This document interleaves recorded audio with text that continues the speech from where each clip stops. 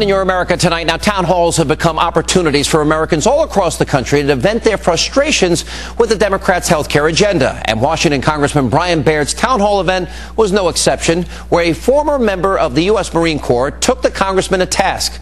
Let's take a look. Like you, I did swear an oath to defend my Constitution against all enemies, foreign and domestic. Yeah.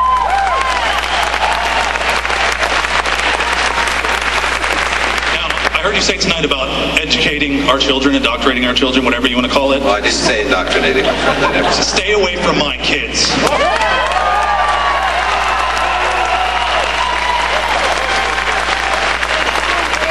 I also heard you say that you're going to let us keep our health insurance. Well, thank you. It's not your right to decide whether or not I keep my current plan or not. That's my decision.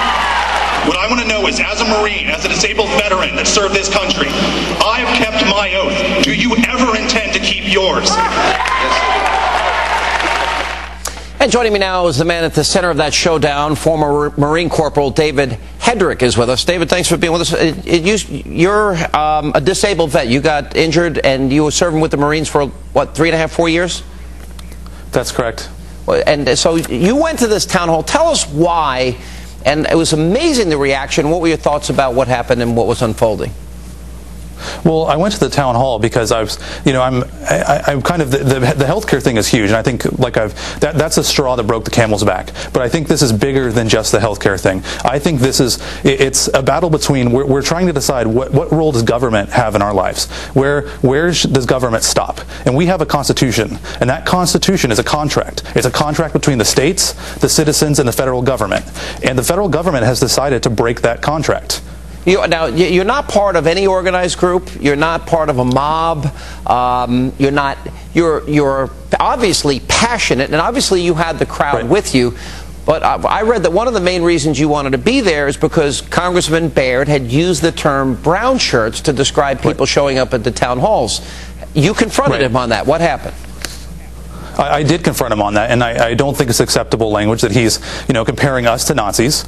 And it's Pelosi did this, he did this. Now he's compared us to McVeigh and talked about bombings there. And basically, I called him on it. I said, you know what? If you want to call us Nazis, let's look at the Nazi doctrine. Let's look at National Socialism. And what is National Socialism? Since you let the cat out of the bag, we'll talk about it. National Socialism is very much what we see today in this administration. It's a policy almost line for line. It's the same economic policy. It's the same political policy. And so if they want to talk about Nazis, then they better be careful about that conversation, because they might find that the swastika is on their own arm. All right. Now, when you went there, and obviously you had the crowd behind you, and the congressman seemed uneasy, he didn't really give a full apology for that statement.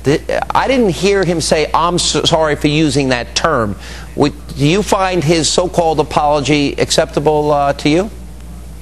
No, I think it was more of a political dance. He was up there, I don't know if it was an Irish jig or a waltz or what he was doing, but he definitely avoided the words of, he didn't want to say what he said. He didn't want to admit to saying it. And as my representative, you should at least be able to stand up there, admit what you said, and if you actually believe that you did something wrong, own up to it, admit it to us. You work for us. We don't work for you. Boy, we seem to forget that term, public servants, and I think your monologue there is a great reminder of that.